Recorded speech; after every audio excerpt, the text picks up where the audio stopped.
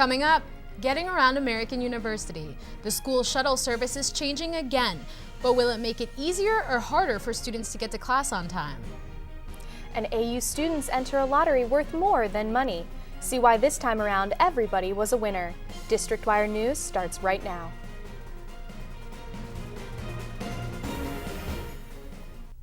Good afternoon, I'm Farah Zermane. And I'm Lucy Strange.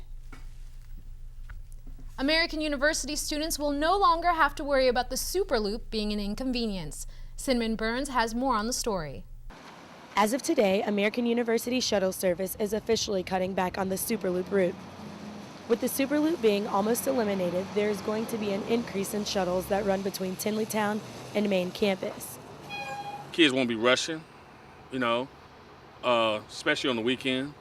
It's going to come straight from the metro, and they ain't got to get let out of cats and then walk across. So cut it out. It'd be, sufficient. The Superloop ran from South Side to North Side, North Side to Nebraska Hall, Nebraska to Tinley campus, Tinley to Catson, Catson to the law school, and the law school back to North Side.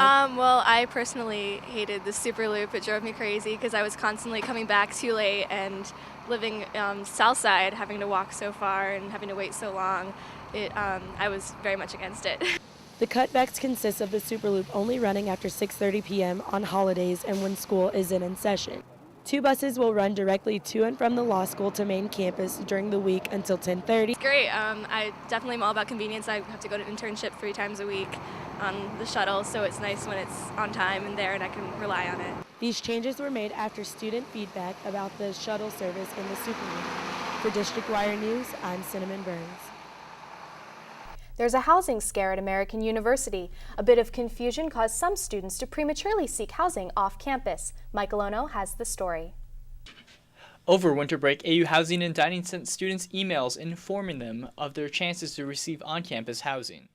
So I got a bunch of emails from Housing and Dining saying how difficult it was going to be to get on-campus housing and how there was going to be a lottery. And it really discouraged me from trying to live on campus. It turns out that AU had more housing slots than it first anticipated. Still, the housing scare caused more to move off campus. I was really like, oh no, what am I going to do if I find out that I don't get housing on campus? Will it be too late to find housing off campus?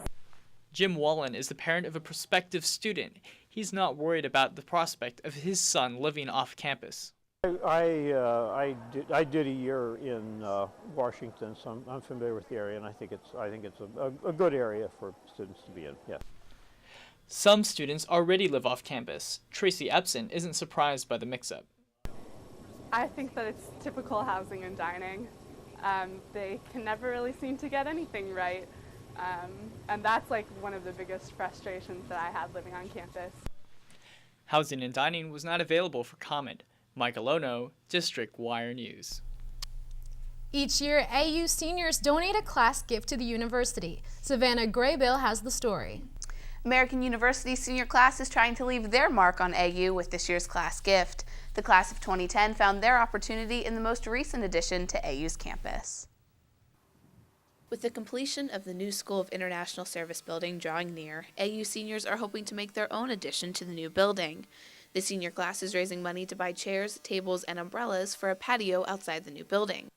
Senior class advisor Andrew Tazalowski says the students feel that this is the perfect gift.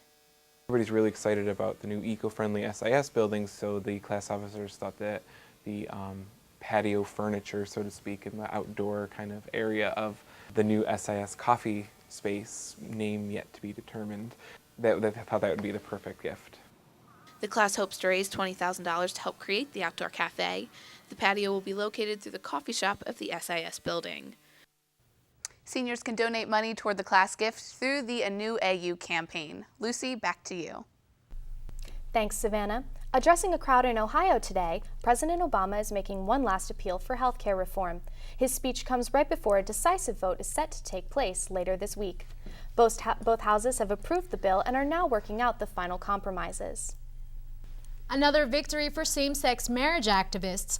Reverend Dwayne Johnson presided over the first same-sex marriage ceremony inside a D.C. church.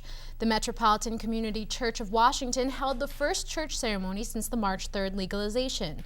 Until now, ceremonies were only performed in government buildings.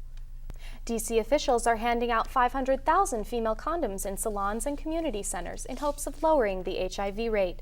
D.C. has the highest rate of HIV cases nationally. Women make up 30% of the cases, and that number continues to grow. Officials say more women will die from HIV/AIDS than any other cause. Coming up after the break, don't leave the house without your rain boots. Rain and melted snow cause a wet mess for D.C. residents, but will there be flooding? And AU students head to Pennsylvania to watch the women's basketball team take on Lehigh in the Patriot League tournament.